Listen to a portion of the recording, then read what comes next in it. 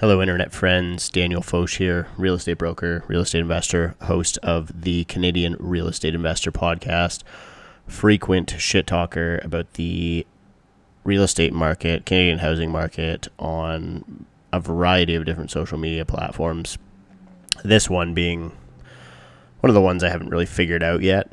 So if you want to help me do that, leave me a comment below and just ask me a question about real estate. It's my favorite thing to talk about, as you'll probably notice. Today, I am going to be reviewing a handful of extremely low-priced investments in Canada. In fact, I'm actually going to be reviewing the cheapest fourplexes I could find in Canada. I'm going to be doing that on a platform called Landlord. If you follow people in the real estate space on YouTube, you probably noticed a lot of people talking about this platform. They just came to Canada. They're exceptional. They're working with a lot of sort of influencers in the space here in Canada, and I'm fortunate enough to be among that group.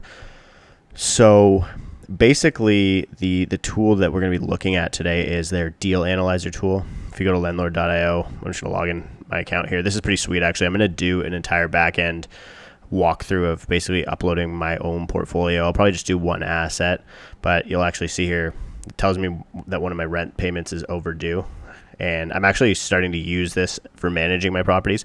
I think their management platform is exceptional, so stay tuned for that. I'll probably do that next month. Going to just walk through their actual management platform, but once you've made an account, and preferably doing so using the link in my description below, landlord.io/CREI, which is our affiliate link for the podcast, you can use this deal analyzer tool, click on rental, and basically just able to plug in the metrics for different properties. And I'm just going to quickly basically do napkin math on the cheapest fourplexes I can find in Canada using this, and just to honestly illustrate how much more efficient it makes underwriting deals at scale. So one of the things that I'll often say on the podcast, and the way that we advise investors, is you need to be looking at hundreds of deals before you find a good one. A lot of people will call this, throwing shit at a wall and seeing what sticks. And to be honest, that's really what the real estate industry has become, especially in a bear market. I'm not really of the opinion that the market is presenting the best opportunities that we will see as millennials in our lifetime for real estate investing. But I think that within the next 12 months, we will see that. Maybe 12 to 24 months, we will see the best real estate investment opportunities that we'll have in our lifetime. And so for me, I want to be prepared, and I want to be able to look at everything just in case one of those things comes up. And I have been actively purchasing myself. I have some clients who are much smarter than I am that have been actively purchasing. And so analyzing deals on a regular basis is important to do that well. So without further ado, let's take a quick look at, so basically what I did is went to MLS. I went to filters. I didn't even put in a location. I'm just looking across Canada here. I went to filters. I put in fourplex. You don't see a ton of fourplex product outside of, in the Ontario markets and in certain markets. So just because of the way the MLS systems work, they don't even have like a fourplex categorization. But what I did here was I basically just zoomed out, showed the entire country of Canada, and then sorted by lowest price first. And I'm going to go through the list of basically everything I came across here. There's a couple of cool ones that I really wanted to do, so I might just eventually start, if I'm going to do this, maybe on a monthly basis as well. I'm just looking for kind of random crazy content ideas to do, so just let me know if this one is even good at all. But there's a cool one here in Yellowknife as an example for 1.38. It's a little rich based on what I'm trying to do here with this exercise. But if you see on the left-hand side here, the first one is $89,000. It's number 9, Chemin de la Longue Pointe in Beaulac-Garthby in Quebec. So you can see it popping up on the map there. It's almost basically at the border to Maine in the U.S. We've got one at 402 2nd Avenue in Rocklin, Saskatchewan, which is about 2 hours outside of Regina. A couple of other ones here in Quebec. Just to mix it up a little bit, I skipped a couple of these other Quebec ones to find one in Quebec that was inhabited, because most of these were all add value, in need of a lot of renovation. So I actually jumped to this one here, 389, 397 Rue Saint-Laurent in Saint-Simeon, Quebec. And then I also went to this one here, number 2, 4513 48th Street in Leduc, Alberta. Just to get an idea again, just to get a little bit more of a diverse spectrum of properties that we're going to look at. So anyway, first one here, 402 2nd Avenue, Rocklin, Saskatchewan. I mapped Rocklin on Google Maps here. It's 2 hours and 23 minutes from Regina. It's very close to the U.S. border, actually, which is probably not a huge advantage given that there's really not much going on in the U.S. in that part of America. It's basically northern Montana, which is relatively uninhabited. Kind of close to North Dakota if you want to go do some ranching stuff, or if you're a big fan of, I guess Montana is where that show Yellowstone takes place. So anyway, I went on the Facebook Marketplace because there was no income available for this property. One of the things that you'll often find with properties that have rents or are fully occupied with tenants is they'll put the rents in the property description on realtor.ca. This property didn't have that. I don't think any of the ones that I'm looking at today had that, unfortunately, but it'll at least show you sort of how I get a rough understanding of underwriting a deal like this. So looking at this market on Facebook Marketplace, I couldn't find a single property in this actual municipality here of Rocklin. And so I just zoomed out on the map to find basically an aggregate of a bunch of other stuff nearby. And I felt that, there's like this municipality down here called Estevan, it looks like, which seems relatively comparable in utility, proximity to the States, kind of middle of nowhereness. There's a couple of different units. Weyburn. There's a 1-bed, 1-bath here for $525 a month, which was kind of crazy from my perspective. I'm not sure actually if the square footage accidentally populated here, what it was, because it does seem way out of line with this area, but also just what's available in Canada, period. But there's another one there at $780, and the remainder looked to be basically around $1,000 a month for, depending on the numbers of bedrooms and bathrooms, but 2 beds at $1,175, 3 beds at $1,100, 4 beds, 2 baths at $1,500. So I think $525 is probably, if you're ever going to get contractors to bid on a property, as an example, you kind of want to take off the lowest, you want to take off the highest, and then maybe take an average of the rest in the middle. And I actually try and underwrite conservatively. So this 780 number actually seems relatively decent from my perspective. I think that if I model this deal with a 780 monthly rent, and it's compelling with that rental rate, then I can only really exceed my expectations. So at $99,000, this is crazy because I can't even say the numbers right. That's how cheap these are. At $99,500 for a fourplex, you got 2 1-bedrooms, 2 2-bedrooms. I'm just going to average out all the suites at $750 a month. I'm going to copy and paste the address here, and we've got the property value at $99,500. I don't. How long has it been on Realtor.ca here? I want to see. I have to check that just to see if it might actually transact at asking price. I think this one's been up for a bit. Oh, here it is. Yeah. 312 days, so it's likely going to transact at asking price, I would say, given that it's been on the market for a year and hasn't sold at that price. So I'm going to put in 4 units at $750.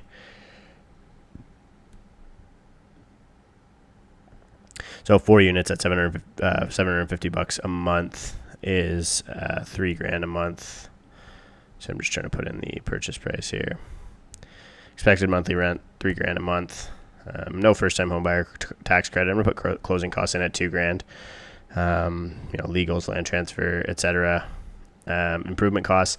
This doesn't really look that bad, so I'm not going to. I think this is probably occupiable given the rental rate that I'm assuming for this deal.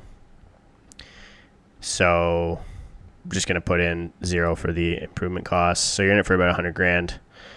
Put 35% down, which I think is reasonable. Just because I'm not familiar with the market. I don't have a local lender who is going to likely give me a decent deal on this. So anyway, it comes out at like a 30% cap rate, which is just absolutely nuts, right? 77% cash on cash in year one. First year ROI is 78.65%. So, I mean, there's obviously got to be a catch here. It's probably that the units are close to unleasable. I'm imagining this might be one of those towns that's gradually becoming a ghost town. Although I did look up Rocklin, Saskatchewan, which it actually looks exactly the opposite of what you would expect Saskatchewan to be like. There's like literally like mountains. They're not huge, obviously, by any means, but and lakes. So there's mountains and lakes. It looks like a pretty charming place.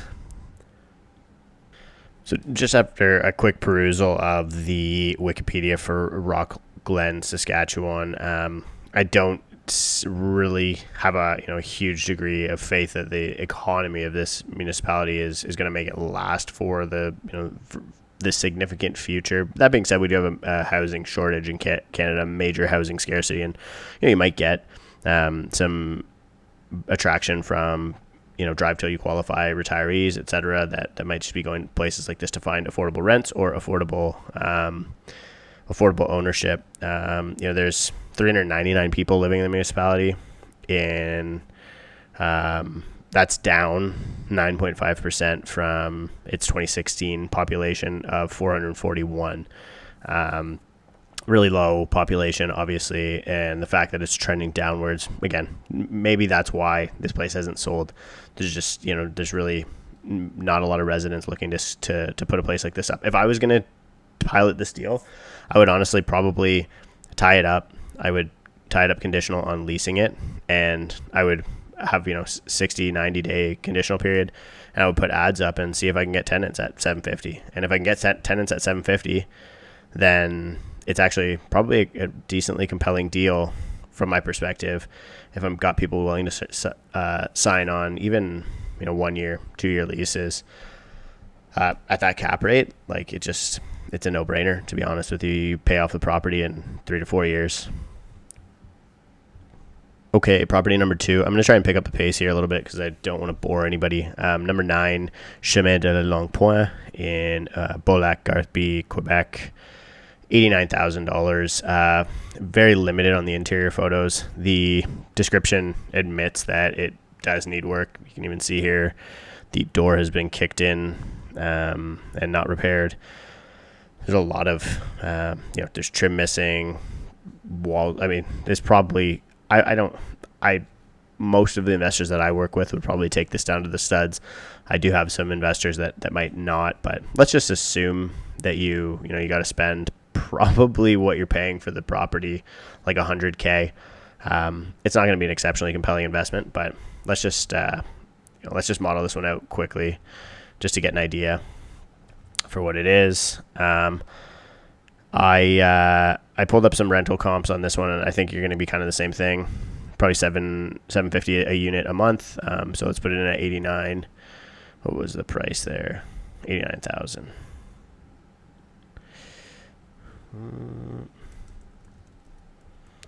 89,000 purchase price, 89,000. Quebec's land transfer tax is a bit higher. I'm going to put in the closing cost at $5K just to be safe. I'm going to model out that. Let's just see what it looks like actually before. So it's a 34% cap rate if you bought it and didn't renovate it, and assuming you could actually get those rents without renovating it, which I honestly just don't think is the case. But if you could, I mean, that'd be great. Be a great investment. If you got to spend $100K on it, cap rate drops to,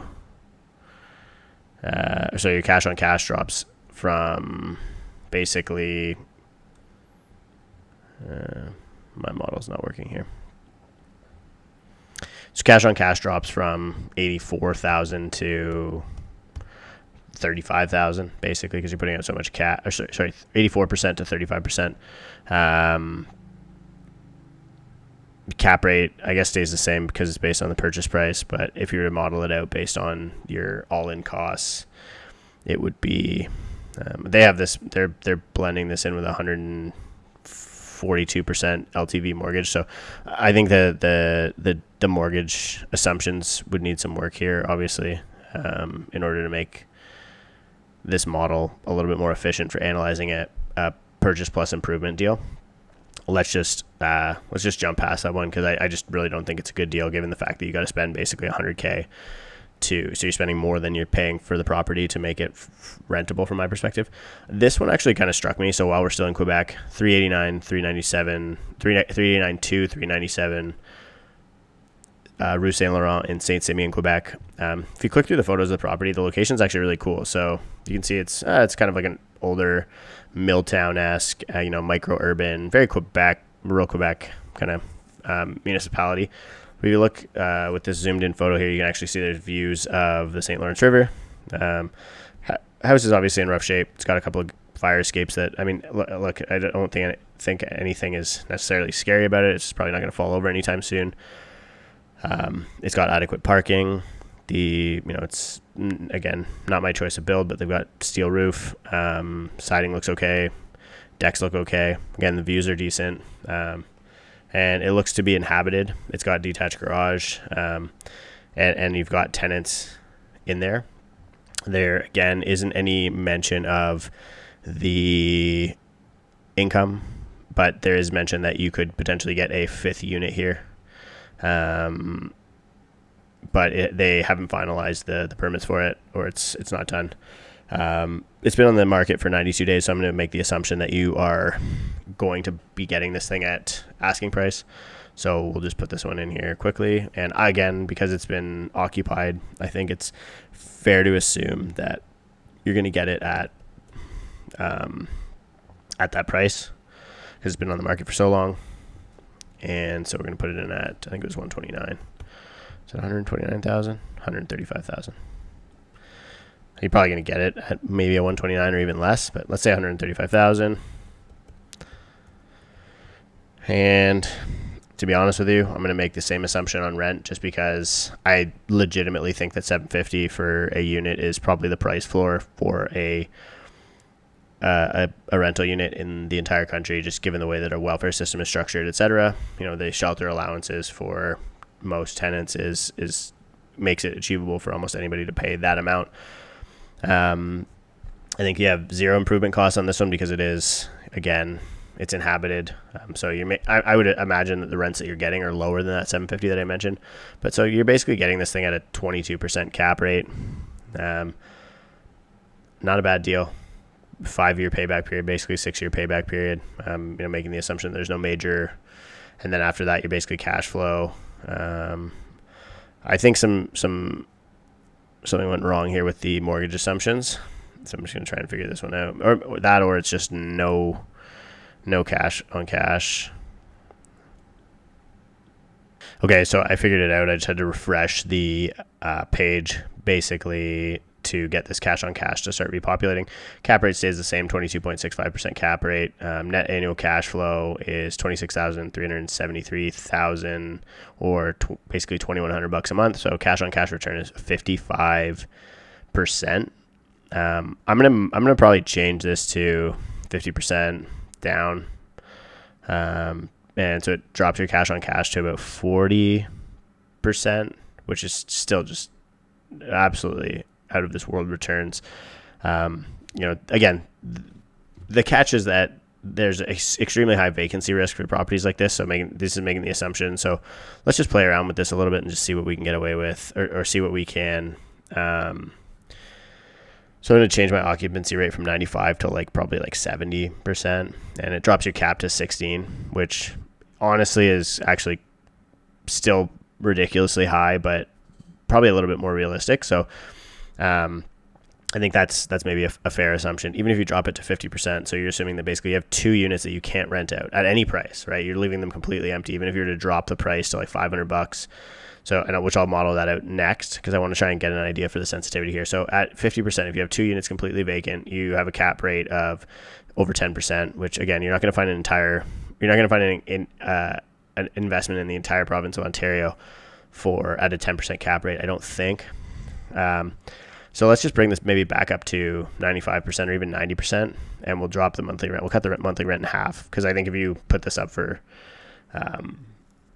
whatever that is, $375 a month, your cap rate's going to stay the same or around the same at 90, 95%. occupancy, you're at an 11% cap rate if you have basically probably the cheapest units available in the country at that point for rent. Okay, moving on to the final asset here. I did not go as quickly as I hoped for the last one, so I'm just going to rip through this one. This is a... Never mind, this is a condo unit. I probably should have checked that prior, but it's in a fourplex condo building, so this isn't going to work at all. Okay, so I basically just scrolled through everything until I could find another unit available outside of the province of Quebec, although there were quite a few cool ones in Quebec, which I actually found kind of interesting. None of them that really had income available. Let's just click through a couple here. This one's got income available, so 19,236. So this is stabilized. Let's just see what cap rate this is selling at. So, I mean, it's going to be a 10 cap, honestly, based on just quick math here in my head, but we'll just model this one out quick before I can maybe try and find another one outside of Quebec, just because Quebec gets all the loving on these multiplexes. So I'm going to put this one in here, put the address in. Property value I think was 178. 178,000. And the monthly rent was, what was that? 19,236 divided by 12, basically $1,600 a month. Let's just put it in at $1,600 a month, and it's occupied. Let's assume that maybe you have one turnover a year, so you're at 75%. You got to, yeah. I mean, I don't even think that's. I think that's probably still even being too conservative on the underwriting. But at that, if you're a 75% occupancy rate market, you're basically buying this thing stabilized at a 7% cap rate. If you're, if you're at a 95% occupancy market, you're buying it just shy of a 10 cap at 9.17. Okay, and I'm just gonna rip one more here, just to be. It looks like we're only getting stuff in Saskatchewan and basically Quebec. So we got 323 9th Street in Humboldt, Saskatchewan. And plug this address in here. And this one's got a gross income as well. So we've got 189,000 purchase price and gross income of 24,480, which is about $2,000 a month. And so you're at, so I got the purchase price wrong, 189,000. So you're just over 10 cap on this one. When you take possession, if you're to put in, I'm going to put closing costs of 5K here. It doesn't factor those in the model, which I mean, technically they're not because it's not a purchase price metric. We go back to mortgage rate of 5% and just to get an idea for what the long-term mortgage am. 25. Down payment I'm going to put back at, let's say 25-30%. Cash on cash return is 20.78%. Still doesn't seem right. I'm going to hit refresh here. Start this from scratch.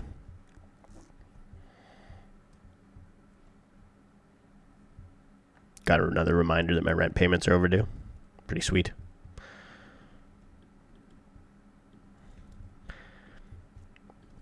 So just the reason that I'm doing this is to illustrate how simply I can underwrite deals basically for myself and for clients. I do this. I'm looking at probably 100 of these a week.